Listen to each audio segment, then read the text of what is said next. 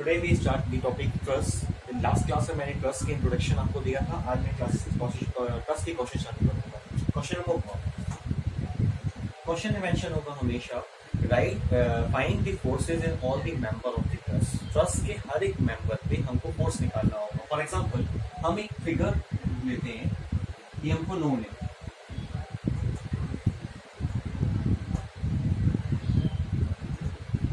एक ट्राइंगल वाला ट्रस है ABC, इसके सी एंड पे एक लोड लग रहा है 10 न्यूटन का। इसका एक एंगल 60 डिग्री का है, एक एंगल 30 डिग्री का है और बीच की पूरी लाइन 5 मीटर की। हमें बताना है हर एक मेंबर पे ऊपर से जब लोड 10 न्यूटन का लग रहा है तो हर एक मेंबर पे कितना कितना फोर्स आ रहा है। टोटल नंबर ऑफ मेंबर कितने हैं फिगर पे 3, AB, AC एंड BC। हमें हर एक पे फोर्स निकालना है। Let's start. सबसे पहले जिस एंड्स पे सपोर्ट, ये पहली बार कौन सा ट्रस है, जिस दोनों एंड पे सपोर्ट लगे हैं मतलब वो कौन सा ट्रस हो जाएगा, सिंपली सपोर्टेड ट्रस। दोनों एंड पे सपोर्ट, और जहां सपोर्ट लगा होता है वहां हमेशा क्या निकाला जाता है, रिएक्शन फोर्स। चलिए ए एंड पे सपोर्ट लगा है, इसलिए यहाँ पे कौन सा फोर्स मिलेगा, reaction. Reaction means R। A and है इसलिए RA और B एंड है इसलिए RA। देन हम सबसे पहले निकालेंगे summation of forces. Summation of forces का यहाँ मतलब है अपवर्ड डायरेक्शन में फोर्सेस का sum equals to downward direction में फोर्स के सम। तो अपवर्ड डायरेक्शन में फोर्स कितना है RA और डाउनवर्ड डायरेक्शन अपवर्ड डायरेक्शन में दोनों फोर्स का सम कितना हो जाएगा, RA plus RB is equals to downward direction में फोर्स कितना है 10। Equation number 1। नेक्स्ट हम लेंगे, हमेशा मोमेंट लेके सॉल्व किया जाता है, तो taken moment about A. Taken moment about A, जिस पॉइंट के अबाउट मोमेंट लेते हैं वहां तक का डिस्टेंस मल्टीप्लाई करेंगे, क्योंकि मोमेंट का मतलब होता है force into perpendicular distance. RB, अगर मैं आरबी वाला फोर्स ले रहा हूं तो डिस्टेंस कहां तक लूंगा, ए तक का। तो आरबी इंटू ए कितना है 5। RB into 5 is equals to, RA को नहीं काउंट करेंगे, जिस पॉइंट के अबाउट मोमेंट लेते हैं और वहीं पे कोई फोर्स लगता है तो उसको उसका मोमेंट जीरो हो जाता है, क्योंकि फोर्स तो आरए लग रहा है ए पॉइंट पे, बट ए पे ए का डिस्टेंस जीरो है। देन डाउनवर्ड फोर्स की बात करें, डाउनवर्ड फोर्स से मैंने स्ट्रेट लाइन खींची, दैट पॉइंट इज O। तो देखिए 10 इंटू परपेंडिकुलर डिस्टेंस, इसका कितना हो जाएगा 10 इंटू OA, तो ये हो जाएगा 10 इंटू O। अब मुझे OA की वैल्यू निकालनी है तो RB निकल आएगा। तो इक्वेशन नंबर 2 डाल के मैं इसको यहीं छोड़ रहा हूँ। देन आगे ट्राइंगल BAC, मैं ट्राइंगल BAC को कंसीडर कर रहा हूं। इस ट्राइंगल BAC में मुझे बता दीजिए cos 60 की वैल्यू क्या होगी। तो देखिए एंगल के फ्रंट वाला परपेंडिकुलर, तो ये हो गया बेस। तो होता है कॉस मतलब होता है base upon hypotenuse, base upon hypotenuse मतलब AC अपॉन AB। और AB की वैल्यू हमको नोन है 5 मीटर, AB इज 5। तो सॉल्व करने पे AC का आंसर आ जाएगा 2.5 मीटर। ये हमें आंसर मिल गया AC का। इस लाइन की लेंथ मिल गई 2.5। फिर से मैं ट्राइंगल कंसीडर कर रहा हूँ OAC, ट्राइंगल OAC, क्योंकि मुझे OA की वैल्यू चाहिए। ट्राइंगल OAC में फिर से बता दीजिए मुझे cos 60 कितना होगा, तो फिर से base upon hypotenuse OA upon 2.5, ये हो जाएगा OA अपॉन 2.5। तो इस OA से इसका आंसर आ जाएगा 1.25 मीटर। तो OA का आंसर कितना आ गया बेटा, 1.25 मीटर। अब इस OA का आंसर इस इक्वेशन नंबर 2 में पुट करिए, तो आ जाएगा RB into 5 is equals to 10 into 1.25। तो RB का आंसर आ गया आपका 2.5 न्यूटन। तो हमें RB की वैल्यू मिल गई 2.5 न्यूटन।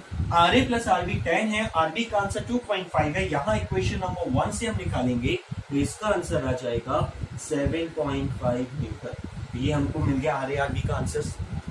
देन तो हमें RA का आंसर कितना मिल गया 7.5 न्यूटन, RB का आंसर कितना मिल गया 2.5 न्यूटन।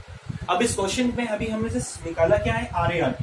हमें हर एक मेंबर पे फोर्स निकालना है। अब हम इसको सॉल्व करेंगे by the method of joint A. अब हम जॉइंट ए का फिगर बनाएंगे। देखिए जॉइंट ए वाले जॉइंट पे कितने फोर्स लग रहे हैं। फिगर को अगर हम देखें, ए वाले जॉइंट पे एक लिंक ऐसी है, एक लिंक यहाँ है और एक लिंक यहाँ है, ये दिख रहा है आपको। तो ये एंगल 60 का है। ये लिंक कौन सी थी, AC, इसलिए यहाँ का जो फोर्स है उसका नाम हो जाएगा F ऑफ AC। यहाँ कौन सी लिंक है AB, तो यहाँ कौन सा फोर्स मिलेगा F ऑफ AB। और यहाँ कितने का फोर्स लग रहा था हमारा 7.5 न्यूटन का। देन हमेशा याद रखना outer member of the truss. अब हमें इस ट्रस में बताना, देखो ऊपर से अगर लोड लग रहा है और यहाँ दोनों एंड से सपोर्ट लगा हुआ है, तो कोई किसी न किसी लिंक पे दबाव लगे पड़ेगा, किसी न किसी लिंक पे खिंचाव पड़ेगा। मींस किसी पे कंप्रेसिव नेचर होगा, किसी पे टेंसाइल नेचर होगा। हम कैसे प्रेडिक्ट करें किस पे क्या होगा?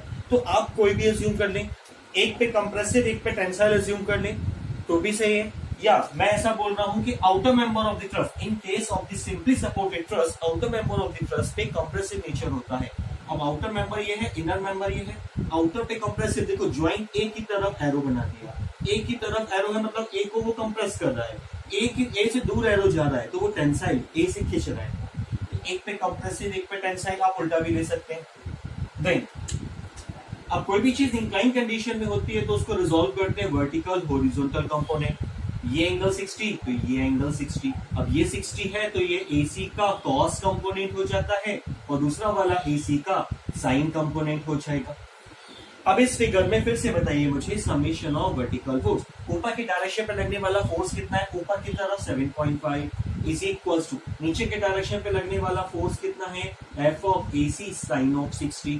तो इस इक्वेशन से f ऑफ AC का आंसर निकालें तो कितना हो जाएगा? 8.66 न्यूटन। ये आ गया f ऑफ AC का आंसर।